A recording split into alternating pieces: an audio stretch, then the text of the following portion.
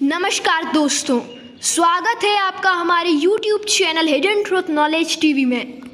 दोस्तों, आज के वीडियो में हम बताएंगे कि मुगल भारत में क्यों आए थे और भारत के किस राजा ने उनको भारत बुलाया। दोस्तों, वीडियो को अंत तक जरूर देखें और कोई सुझाव हो तो हमें कमेंट करके ज़रूर बताएं। और आपसे एक छोटी सी गुजारिश है, हमारे चैनल को सब्सक्राइब जरूर कर लें, जिससे कि ऐसी ही वीडियो आपको देखने को मिलती रहे। तो दोस्तों, वीडियो को शुरू कर लेते हैं। जैसा कि हम जानते हैं कि भारत पहले सोने की चिड़िया हुआ करता था। धन दौलत एक बड़ा कारण था जिस वजह से भारत में आक्रमण होते रहे। भारत में मुगलों ने 300 सालों से भी ज़्यादा तक राज किया, परंतु सभी यही सोचते हैं कि आखिर मुगल भारत में कहां से आए और क्यों आए थे। जिस समय मध्यकालीन दौर चल रहा था, तब अरब के कुछ लोगों ने भारत पर आक्रमण किया। उसमें सबसे पहले मोहम्मद बिन कासिम ने भारत को लूटा। उसके बाद महमूद गजनबी आया, जिसने भारत पर 17 बार आक्रमण किया। उसके बाद मोहम्मद गौरी आया, जिसने उत्तर भारत पर अपना राज्य स्थापित कर लिया था। इसी मोहम्मद गौरी का गुलाम कुतुबुद्दीन ऐबक था, जिसको मोहम्मद गौरी ने अपना साम्राज्य सौंप दिया था और गुलाम वंश की स्थापना हुई। उसके बाद खिलजी वंश, तुगलक वंश और फिर सैयद वंश और अंत में लोदी वंश, जिसका अंतिम शासक इब्राहिम लोदी था, जिसने भारत में काफी तबाही मचा रखी थी। तब मेवाड़ के शासक राणा सांगा ने बाबर को भारत पर आक्रमण करने का निमंत्रण दिया। मुगल यहाँ आए और दिल्ली सल्तनत को जीतकर उनकी दौलत पर अधिकार प्राप्त कर लिया और सन 1526 से लेकर 1857 तक भारतीय उपमहाद्वीप पर मुगलों ने राज किया। भारत में मुगल सल्तनत की शुरुआत करने वाला पहला मुगल बादशाह बाबर था, जिसका जन्म 24 फरवरी 1483 ईस्वी में हुआ था।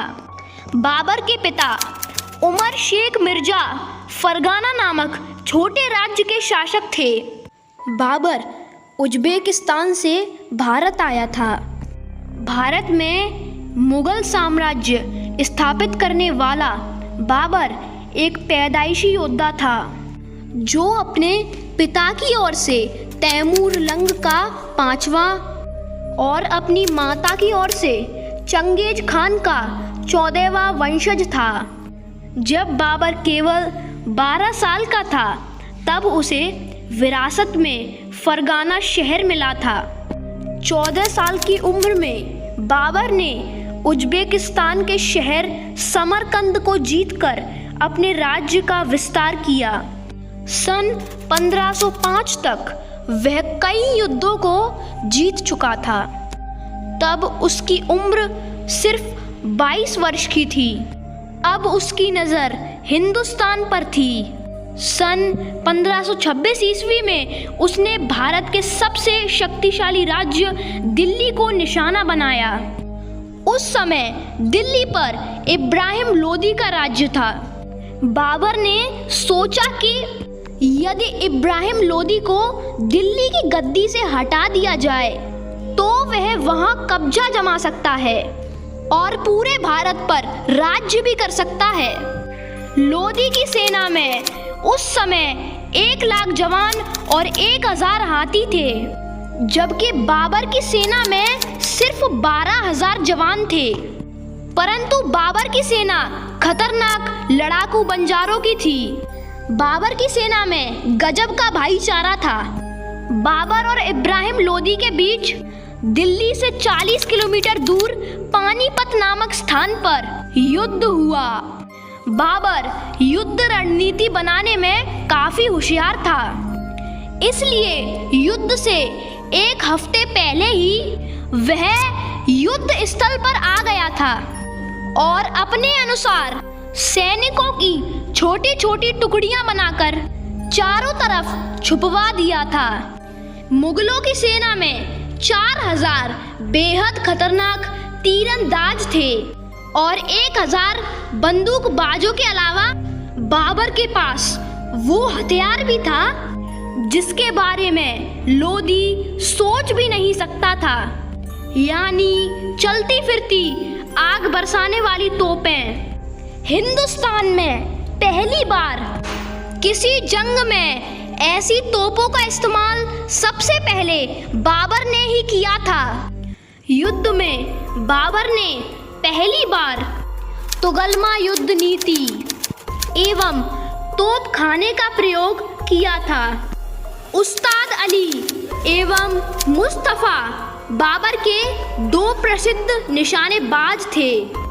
20 अप्रैल 1526 शुक्रवार की सुबह थी और इब्राहिम लोदी बाबर के बनाए हुए जाल में फंस गया।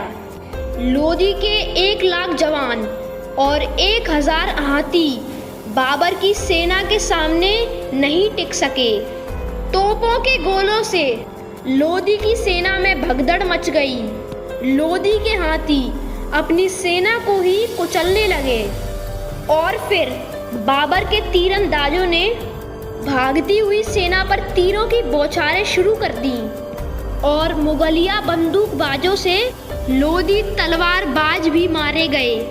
बाबर आसानी से युद्ध जीत गया और इब्राहिम लोदी मारा गया। इस प्रकार दिल्ली में मुगल काल शुरू हो गया और बाबर ने मुगल साम्राज्य की स्थापना की। इसके बाद 1527 में खानवा के युद्ध में बाबर ने राणा सांगा को भी हरा दिया और मुगल साम्राज्य का वर्चस्व कायम कर दिया। इस प्रकार मुगल साम्राज्य की स्थापना करने वाले बाबर को राणा सांगा ने ही बुलाया था और बाबर ने उन्हीं को हरा दिया। तो दोस्तों, आज का वीडियो बस यहीं तक। तो दोस्तों, मिलते हैं अगले वीडियो में। तब तक के लिए जय हिंद, जय भारत।